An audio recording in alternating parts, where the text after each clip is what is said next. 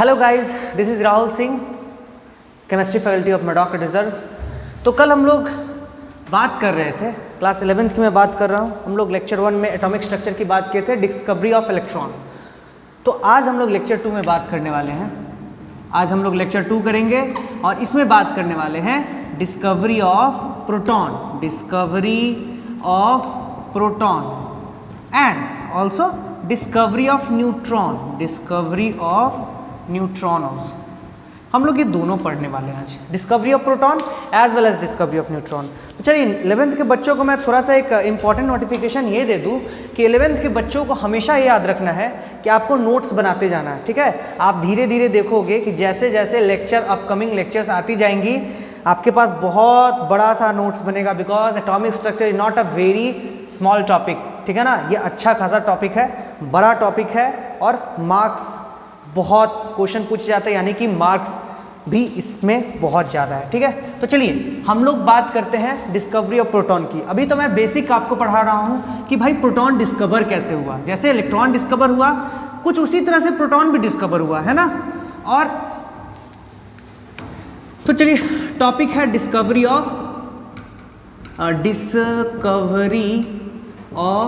Proton, ठीक है। Discovery of proton, ठीक है ना। ये किसने किया था? By E Goldstein, Eugen Goldstein ने किया था इसको, ठीक है ना। यूगेन गोल्डस्टीन ने इसको डिस्कवरी किया। डिस्कवरी ऑफ प्रोटॉन किसने किया? यूगेन गोल्डस्टीन ने किया था, ठीक है। अब देखिए इन्होंने एक एक्सपेरिमेंट किया, जिस एक्सपेरिमेंट का नाम हुआ एनोड रे एक्सपेरिमेंट। क्या किया? एनोड रे एक्सपेरिमेंट। क्योंकि भाई ऑब्वियस सी बात है, जहां पे निगेटिव चार्ज आ गया वहां पे पॉजिटिव चार्ज तो होना ही होना है ना। जहां पे अगर निगेटिव चार्ज है वहां पे पॉजिटिव चार्ज का होना कंपलसरी है, बिकॉज हम लोग जो भी सामान देखते हैं, भाई ये पेन, ठीक है, ये पेन है मैटर, ठीक है ना। इसके अंदर भी तो एटम होगा।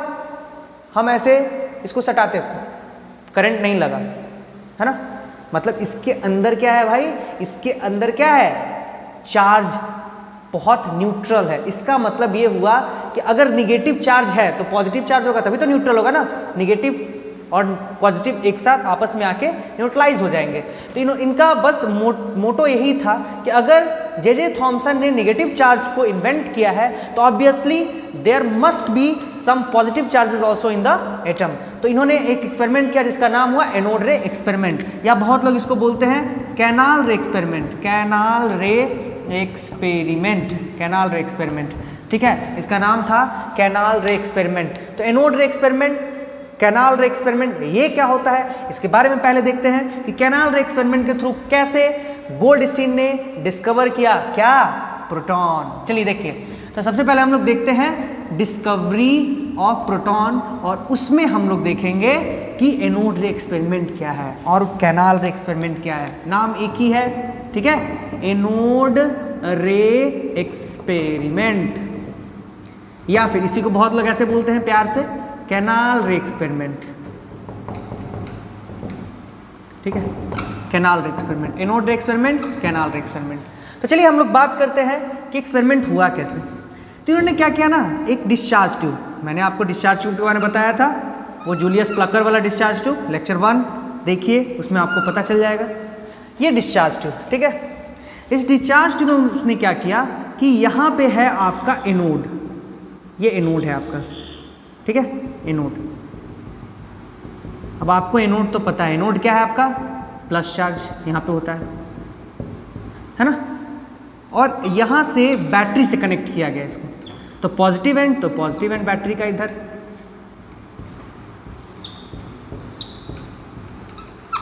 निगेटिव एंड, तो यहाँ से कैथोड। लेकिन कैथोड जो था ना, वो कैथोड कुछ इस तरह से था, परफोरेटेड कैथोड था। ये कैसा था? परफोरेटेड कैथोड, परफोरेटेड कैथोड था, ठीक है ना। परफोरेटेड कैथोड का मतलब कैथोड में क्या था? होल्स था, है ना। कैथोड में क्या था?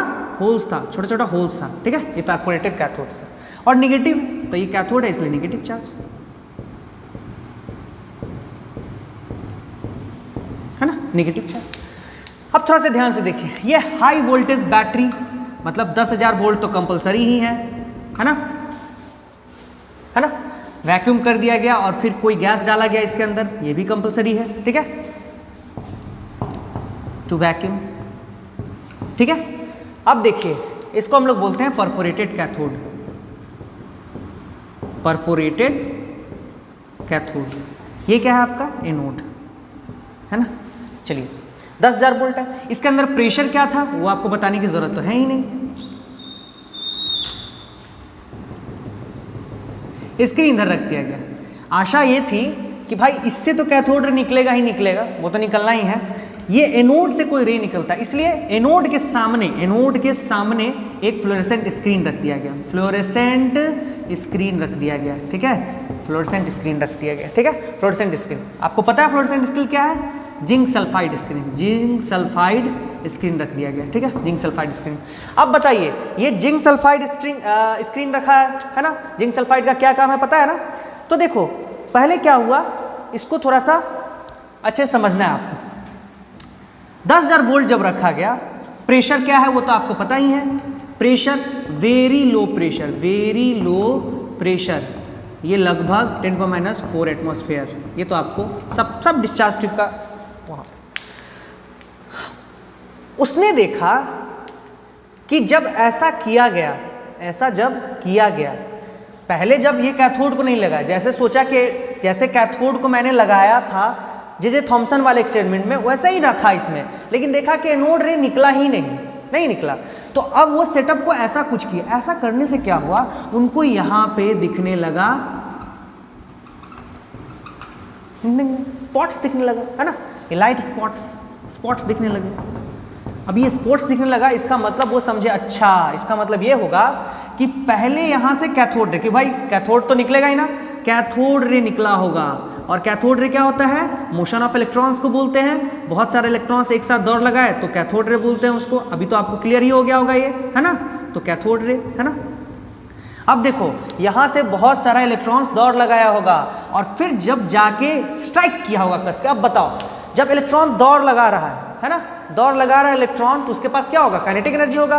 बहुत ज़्यादा काइनेटिक एनर्जी जब ले जाके एनोड पे स्ट्राइक करेगा तो क्या होगा, एनोड क्या होता है, एनोड में प्रोटॉन है, और प्रोटॉन तो आपको पता है न्यूक्लियस में रहता है, तो बहुत टाइटली बॉन्डेड होता है। तो एक तो एनर्जी 10,000 वोल्ट का लग ही रहा है इसको, और जब काइनेटिक एनर्जी जब लगेगा तो वहाँ से फट से प्रोटॉन निकल जाता है, और फट प्रोटॉन निकलता है और ये कैनाल के थ्रू बाहर जाता है, कैनाल के थ्रू वो बाहर जाता है, इसीलिए इसको कैनाल रे भी बोलते हैं। फिर देखिए यहाँ से निकलेगा ऐसे करके और कैनाल के थ्रू बाहर जाएगा, ऐसे स्पॉट्स बनाएगा, यहाँ से निकलेगा ऐसे, ठीक है ना, और ये कैनाल के थ्रू बाहर जाएगा और ये क्या बनाएगा, स्पॉट्स बनाएगा।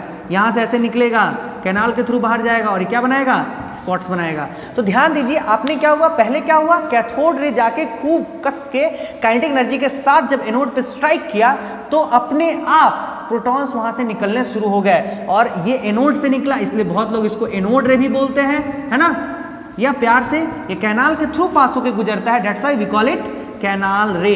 इसको क्या बोलते हैं हम लोग, कैनाल रे बोलते हैं, ठीक है।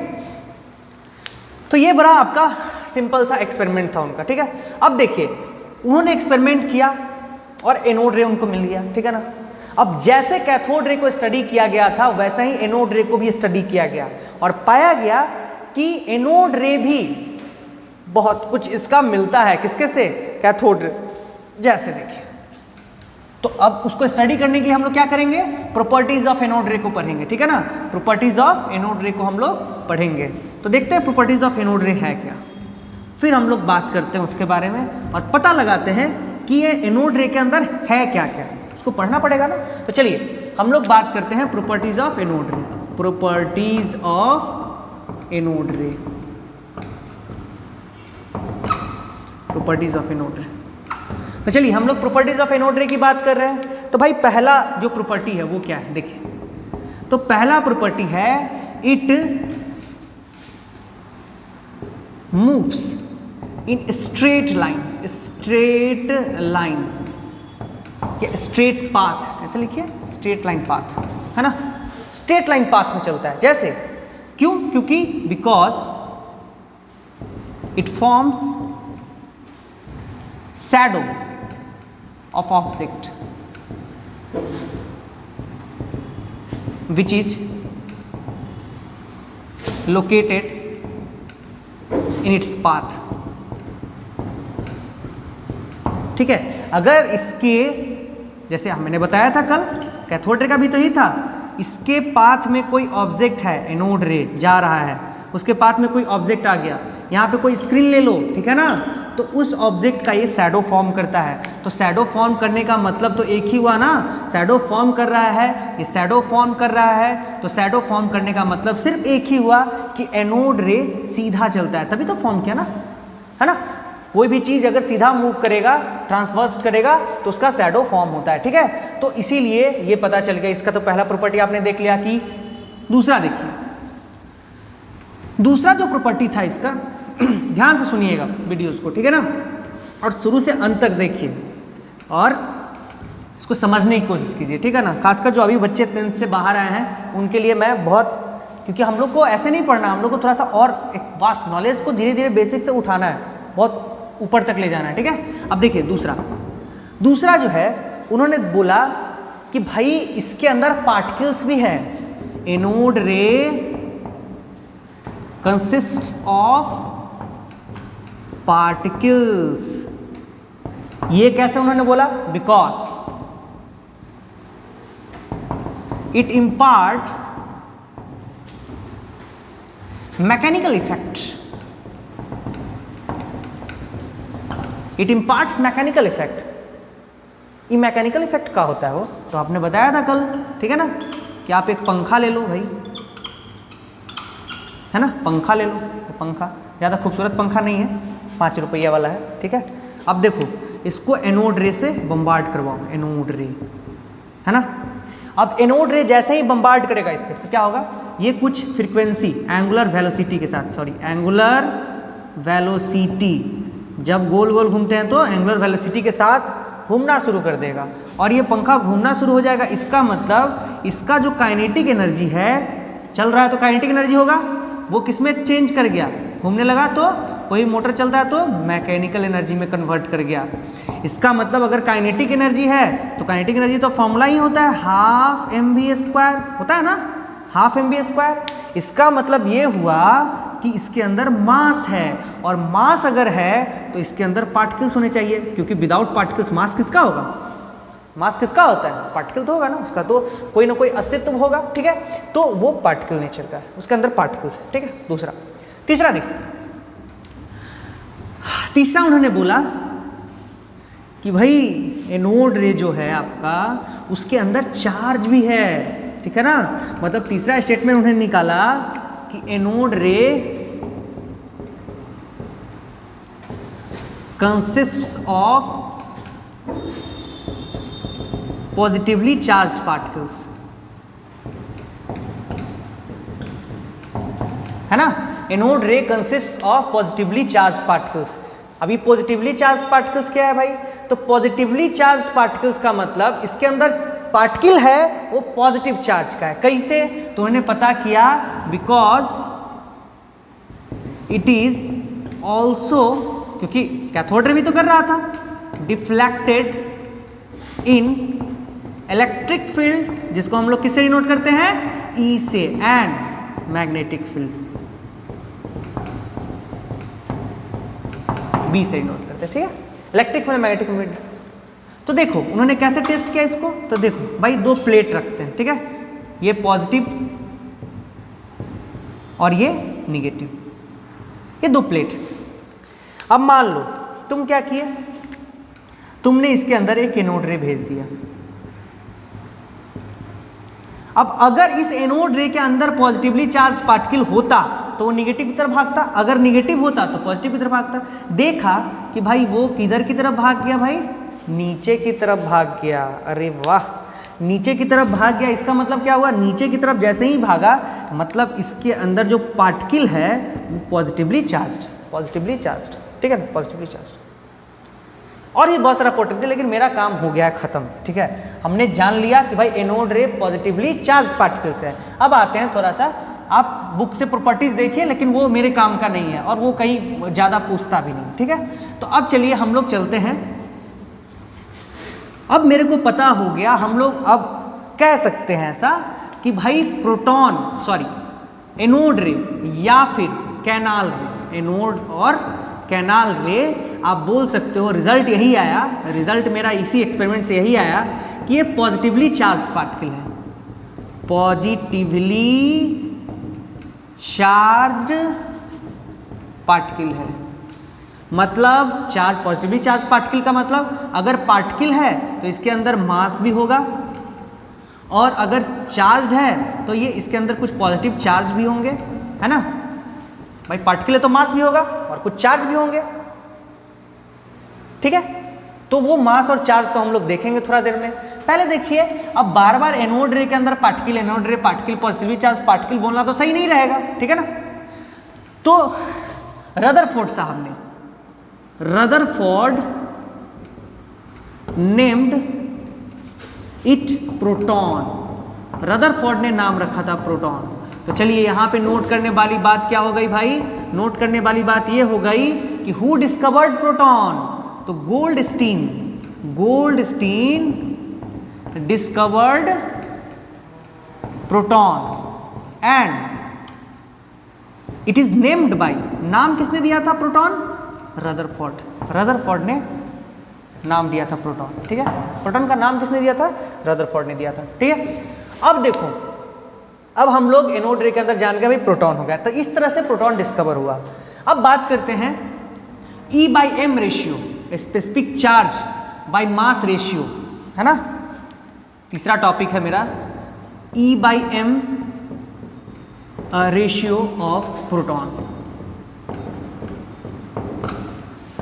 जैसे आपने बोला था कि इलेक्ट्रॉन सबके लिए फंडामेंटल है, उस तरह से प्रोटॉन भी सबके लिए फंडामेंटल है, लेकिन ध्यान रखिएगा it is not same for all gases, सब गैसेस के लिए सेम नहीं है, गैसेस पे चेंज करता है। E/m रेशियो इलेक्ट्रॉन का सेम होता है, लेकिन ये गैसेस बाय गैसेस चेंज करता है। तो हम छोटा सा गैस, एकदम सबसे छोटा हाइड्रोजन की बात कर रहे हैं। तो चलिए हम लोग बात करते हैं।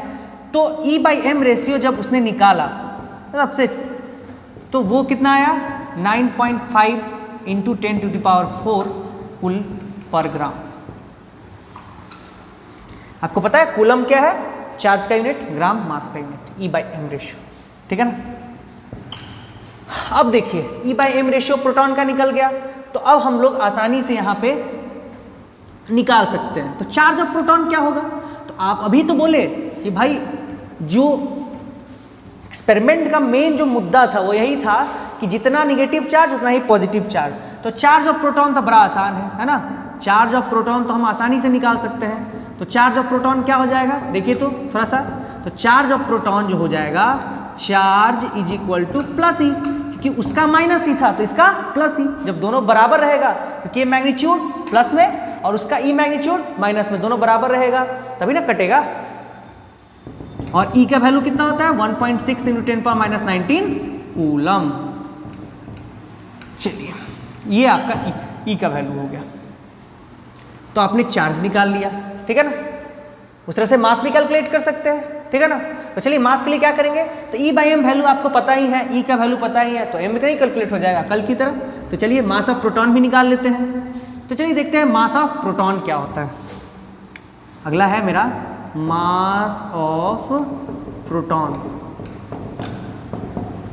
मैं मास ऑफ प्रोटॉन को MP लिख देता हूँ थोड़ा सा, not member of parliament, just mass of proton, ठीक है। अब देखिए आपके पास E/m कितना है इसका? 9.5 इंटू 10⁻⁻19 कूलम, ठीक है। सॉरी E/m 10⁴ कूलम पर ग्राम। और आपका E कितना आया? वो आया 1.6 इंटू 10⁻⁻19 कूलम, ठीक है। तो आप बताइए, इसको उठा के इसमें डाल देना है। तो अब देखिए क्या होगा, जैसे ही आप डालिएगा तो plus 1.6 into 10⁻⁻19 divided by m is equal to क्या हो जाएगा आपका? 9.5 इंटू 10⁴ कूलम पर ग्राम। तो यहाँ से जैसे ही मास निकालिएगा तो आपको क्या मिलेगा? आपको मिलेगा कि सर, जैसे ही आप यहाँ से कैलकुलेट कीजिएगा तो ये कूलम से कूलम कैंसिल। फिर से गलती हुआ क्या यार? नहीं, गलती तो नहीं हुआ है, गलती तो नहीं हुआ है। गलती कहाँ हुआ है? तो आपके सोच में गलती है। चलिए देखिए नेक्स्ट, जोकिंग। अब देखिए नेक्स्ट 1.6 9.5। अब ये ऊपर कैलकुलेट कीजिए तो आप जैसे ही कैलकुलेट करोगे तो आपको क्या मिलने वाला है, आप यहाँ जैसे ही कैलकुलेट करोगे तो आपको मिलेगा 1.67 इंटू 10⁻24 ग्राम। ये तो ग्राम की बात है। जैसे ही केजी में करोगे तो केजी में करने के लिए क्या करोगे, और 1000 से डिवाइड करोगे ना, तो mass is equal to 1.67 10⁻27 KG भी आ गया भाई। चलो लोल, ये भी हो गया, है ना, बड़ा आसान सा है। एक और यूनिट होता है मास का, वो होता है एटॉमिक मास यूनिट। ठीक है, तो in atomic mass unit, atomic mass unit, जिसको हम लोग AMU बोलते हैं, या बहुत लोग इसको प्यार से यूनिफाइड मास भी बोलते हैं, यूनिफाइड मास U। जैसे देखे होगे ऑक्सीजन का मास कितना होता है तो 16 U बोल देते हो, है ना, नाइट्रोजन का तो 14 U बोल देते हो। उसी तरह से U या AMU लिखा जाता है ना। अब देखिए ये होता क्या है, तो ये भी उसी तरह से निकाला जाता है। इसको भी हम लोग क्या करते हैं, 1 U होता है, हाइड्रोजन का मास 1 U होता है, ठीक है ना। मास ऑफ हाइड्रोजन जो होता है वो 1 U होता है, और ये 1 U जो होता है या 1 AMU जो बोलते हो आप, वो भी 1.67 10⁻27 kg ही होता है। तो आप यहाँ से याद रख सकते हो कि मास ऑफ प्रोटॉन ही है 1 U या 1 AMU जो देखते हो वो मास ऑफ प्रोटॉन ही है। तो क्वेश्चन बनाने में आपको हेल्प होगी। मैं अभी बेस बना रहा हूँ, ये सब आगे यूज होगी, आपको याद रखना है सब चीज़, ठीक है। अब देखिए, तो ये हुआ मास ऑफ प्रोटॉन। तो चलिए मास डिस्कवर हो गया, प्रोटॉन मास देख लिए, चार्ज देख लिए, E/m रेशियो देख लिए, ठीक है ना। डिस्कवर किसने किया, तो डिस्कवर किया गोल्डस्टीन ने। नाम किसने रखा, तो रदरफोर्ड ने, ठीक है। अब देखिए अगला जो है मेरा टॉपिक वो है discovery of neutron. Discovery of neutron, है ना, डिस्कवरी ऑफ न्यूट्रॉन। तो चलिए इसको लॉजिक से समझते हैं थोड़ा सा। तो ये बात है रदरफोर्ड के अल्फा स्कैटरिंग एक्सपेरिमेंट के टाइम की। रदरफोर्ड जब एक एक्सपेरिमेंट कर रहे थे, उन्होंने पाया, पहले तो हेडिंग दे लेते हैं ना, डिस्कवरी ऑफ न्यूट्रॉन।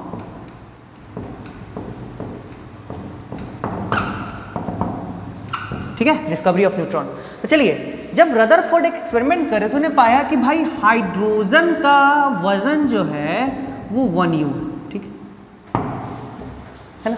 उनके दिमाग में क्या था भाई, उनके दिमाग में था कि मान लो थोड़ी देर के लिए कि हाइड्रोजन है, उसमें क्या होगा, हाइड्रोजन है। और उनके दिमाग में ये भी था कि भाई आप ध्यान दो, अगर आप 9th क्लास थोड़ा सा पढ़े, थोड़ा सा हेल्प लेना है मेरे को 9th क्लास से, आप पढ़े थे कि भाई कि number of electron is equal to number of proton is equal to atomic number. ये पढ़े थे आप, चलिए ये पढ़े थे आप ये नहीं पढ़ा ना, number of electron is equal to number of proton is equal to atomic number. अब चलिए आपने ये पढ़ा, तो भाई हाइड्रोजन के केस में थोड़ा सा देख के बताना। मान लो ये हाइड्रोजन का न्यूक्लियस है और ये पहला सेल है ना। ये सब तो आपको छोटा सा नहीं आता तो मैं सिखाऊंगा, बट अभी थोड़ा थोड़ा 9th का हेल्प लेते हैं। चलिए मैं बाद में भी इसको डिस्कस करने वाला हूँ, ठीक है। अब देखिए एटॉमिक नंबर 1 है, तो बस याद रखिए उसमें एक प्रोटॉन और एक इलेक्ट्रॉन होता है। और प्रोटॉन कितना होता है भाई, एक प्रोटॉन है, वो तो न्यूक्लियस में जाके एक प्रोटॉन बैठ गया, है ना। अभी तक न्यूट्रॉन का डिस्कवरी नहीं हुआ है, और एक इलेक्ट्रॉन बैठ गया। इसका मास देखा गया, तो आपको पता है मास हम लोग जब लिखते हैं तो मास ऑफ प्रोटॉन के बराबर ही होता है ना। तो मास 1 U होना चाहिए, ठीक है भाई, क्योंकि इलेक्ट्रॉन का मास बहुत कम है, देख रहे हो इलेक्ट्रॉन का मास बहुत कम होता है, तो इसको हम लोग नेग्लिजिबल, इलेक्ट्रॉन को मास को नेग्लिजिबल मान के चलते हैं, नेग्लिजिबल, है ना। इसको हम लोग नहीं लेते हैं, कंसिडरेशन में नहीं लेते हैं, ठीक है। अब देखिए मास इसका 1 U है ना। ये हाइड्रोजन की बात हो रही थी, फिर उन्होंने हीलियम पे देखिए थोड़ा सा। तो हीलियम का मैं न्यूक्लियस बनाता हूँ एक, है ना, और हीलियम में एक सेल हीलियम, इसमें भी एक सेल, इसमें भी एक सेल। अब भाई इसका एटॉमिक नंबर हीलियम का 2 होता है ना, तो इसमें 2 इलेक्ट्रॉन, तो चलो एक इलेक्ट्रॉन यहाँ पे घूम रहा है और एक इलेक्ट्रॉन है, 2 इलेक्ट्रॉन घूम रहा है। अब भाई 2 तो 2 प्रोटॉन भी होना चाहिए, 2 प्रोटॉन। लेकिन जब देखा गया कि इसका मास, तो भाई देखो इसका एटॉमिक नंबर 1 तो 1 U मास, इसका एटॉमिक नंबर 2 तो 2 U मास, 2 गुना होना चाहिए था। लेकिन जब मास का कंपैरिजन किया गया कि mass of hydrogen divided by mass of helium किया गया तो पाया गया 1/2, मतलब 2 गुना। लेकिन ये ऐसा नहीं था, 1/4 था। ठीक है, तो चलिए पाया गया कि भाई 4 गुना है, मतलब इसका मास 1 U है। ठीक है, यहां तक कोई दिक्कत नहीं है। लेकिन जैसे ही हीलियम पे आए तो उसका मास कितना हो गया, 2 होना चाहिए था, 2 होना चाहिए था, 2 U, 2 गुना होना चाहिए था। लेकिन पाया गया नहीं, 4 गुना है। इसका मतलब कोई और पार्टिकल है, वो कहाँ है, इलेक्ट्रॉन के साथ नहीं है, इसके साथ है।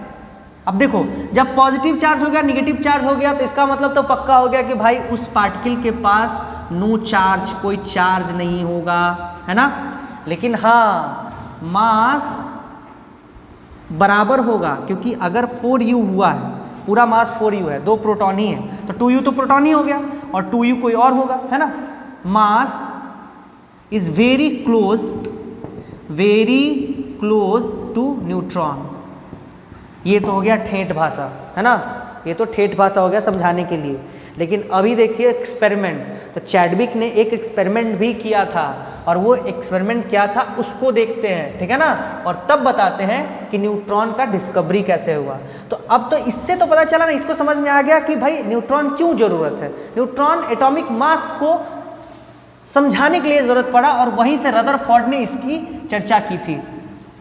चर्चा किसने किया, न्यूट्रॉन का रदरफोर्ड ने किया था, और बाद में चैडविक ने इसको प्रूव किया, हाँ असलियत में भी एक न्यूट्रल पार्टिकल की जरूरत है, ठीक है ना। तो चैडविक ने क्या किया, जेम्स चैडविक साहब ने क्या किया, जेम्स चैडविक ने क्या किया, देखिए जेम्स चैडविक ने क्या किया, उसने क्या किया, उन्होंने एक अल्फा पार्टिकल लिया, अल्फा पार्टिकल, इसको बोलते हैं अल्फा पार्टिकल। अल्फा पार्टिकल क्या होता है भाई, हीलियम प्लस प्लस को बोलते हैं अल्फा पार्टिकल, या फिर हीलियम न्यूक्लियस को बोलते हैं अल्फा पार्टिकल, या डबली आयनाइज्ड हीलियम को बोलते हैं अल्फा पार्टिकल। ये होता क्या, इसका मतलब समझिए थोड़ा सा। ये है आपका न्यूक्लियस, इसके अंदर हीलियम के अंदर होता है, ये मान लीजिए न्यूक्लियस है, और उसके बाहर 2 इलेक्ट्रॉन घूम रहे हैं, एक इलेक्ट्रॉन यहाँ पे हीलियम पे और एक इलेक्ट्रॉन यहाँ पे, क्योंकि हीलियम है भाई, हीलियम है तो इसका मतलब एटॉमिक नंबर 2, तो 2 इलेक्ट्रॉन, बताया ना अभी, number of electron equal to number of proton equal to atomic number, है ना। अब 2 इलेक्ट्रॉन घूम रहे हैं, हमको मन किया कुछ एनर्जी देके इस इलेक्ट्रॉन को बाहर फेंक दिए, इस इलेक्ट्रॉन को बाहर फेंक दिए। अब दोनों उड़ गया, तो इसका मतलब जैसे ही दोनों इलेक्ट्रॉन उड़ा तो ये सेल ही खत्म हो गया भाई, ये सेल खत्म हो गया ना। और ये जो बचा इसी को बोलते हैं हीलियम न्यूक्लियस, या ये जो बचा इसी को बोलते हैं प्लस प्लस, प्लस प्लस मतलब 1 इलेक्ट्रॉन उड़ गया, 2 इलेक्ट्रॉन उड़ गया, या डबली आयनाइज्ड हीलियम, और इसी को बोलते हैं अल्फा पार्टिकल। यही जब मूव करने लगता है तो इसी को बोलते हैं अल्फा पार्टिकल, या इसको बोलते हैं ऐसे अल्फा पार्टिकल, ऐसे नोटेशन होता है इसका, अल्फा पार्टिकल, ठीक है। अब ध्यान दीजिए, अल्फा पार्टिकल, और इसको बम्बार्ड करवा दिया उन्होंने, किसके साथ बम्बार्ड करवा दिया, इस अल्फा पार्टिकल को बम्बार्ड करवा दिया बेरिलियम एटम के साथ, किसके साथ, बेरिलियम एटम के साथ। चलिए इस अल्फा पार्टिकल को बम्बार्ड करवा दिया बेरिलियम, बेरिलियम को पहले ध्यान से देखिए पहले, है ना, बेरिलियम, बेरिलियम यहाँ पे आपका बेरिलियम, ठीक है ना, बेरिलियम का न्यूक्लियस है। बेरिलियम में एक सेल ऐसे बनाने की ज़रूरत नहीं है बड़ा, अभी आपको समझ में भी नहीं आएगा, पता नहीं कौन 9th में पढ़े हो आप या नहीं पढ़े हो, ठीक है ना। तो चलिए हम उसको एकदम सिंपल सा समझाते हैं। भाई देखो बेरिलियम का एटॉमिक नंबर कितना, 4 होता है ना, 4। उसका वेट कितना होता है, कोई बताएगा मेरे को, वेट कितना होता है बेरिलियम का, कोई बता सकता है, हाँ क्या पढ़ते हो, चलो देखो, ये आपका अल्फा पार्टिकल, ये ना अल्फा पार्टिकल। भाई 2 इलेक्ट्रॉन उड़ गया तो क्या मास में कोई फर्क नहीं पड़ेगा ना, उसका प्रोटॉन तो नहीं उड़ा, उसका न्यूट्रॉन नहीं उड़ा, तो 2 एटॉमिक नंबर होता है, दूसरा एटॉमिक नंबर है इसका, और मास 4 है। और इसका मास कितना होता है भाई, तो इसका मास जो होता है वो 4 2 6 और 12, तो इसका मास जो होता है आपका 9 होता है। कितना होता है? 9। चलिए आप ऐसे भी याद रख सकते, लगभग डबल में होता है। तो 4 दूनी 8 है ना, या थोड़ा सा किसी किसी का थोड़ा सा ज़्यादा होता है। तो अभी आप 9th क्लास में इसको याद किए होंगे, वो सब आपको ज़रूरत है ना, ये सब बेसिक है, उसको आपको याद करना है। फिर से जाकर लैंग्वेज ऑफ केमिस्ट्री उठाइए और थोड़ा सा देखिए उसको, ठीक है, और याद करने का टेक्निक्स डेवलप कीजिए खुद में, खुद को कैसे आपको याद रह सकता है वो चीज़, ठीक है ना। तो केमिस्ट्री रटने वाला सब्जेक्ट नहीं है, उसको ट्रिक से याद करने की कोशिश कीजिए, ठीक है ना। टेक्टिस बनाइए, अपना टेक्टिस हो, किसी का कॉपी मत कीजिए, ठीक है। अब देखिए ये 2 था, ये 4 था, भाई दोनों जुड़ गया। बम्बार्डमेंट का मतलब क्या हुआ? जाके चिपक गया उससे। तो 4 2 कितना हो गया भाई? 6। 6 एटॉमिक नंबर पे क्या होता है? कार्बन, है ना, कार्बन होता है। 6 एटॉमिक नंबर पे क्या होता है? कार्बन होता है। अब 4 और ये 9 कितना हुआ टोटल? एटॉमिक मास भी तो जुड़ना चाहिए ना, 13 होना चाहिए था, लेकिन कार्बन का तो एटॉमिक मास 12 होता है। इसका मतलब यहाँ पे कोई एक अनदर पार्टिकल निकल रहा है जिसका कोई चार्ज नहीं है। चार्ज मतलब क्या? अगर एटॉमिक नंबर नहीं है तो 9 इलेक्ट्रॉन 9 प्रोटॉन, कोई चार्ज नहीं। और 12 अगर एटॉमिक मास इसको दे दिए तो 1 एटॉमिक मास इसके पास है। इसी पार्टिकल को बोला गया न्यूट्रॉन। न्यूट्रॉन है ना, न्यूट्रॉन है ना। और ये न्यूट्रॉन चार्जलेस पार्टिकल है, चार्जलेस पार्टिकल है, ठीक है ना, चार्जलेस पार्टिकल है, ठीक है। तो जेम्स चैडविक ने डिस्कवर किया न्यूट्रॉन को। किसने डिस्कवर किया?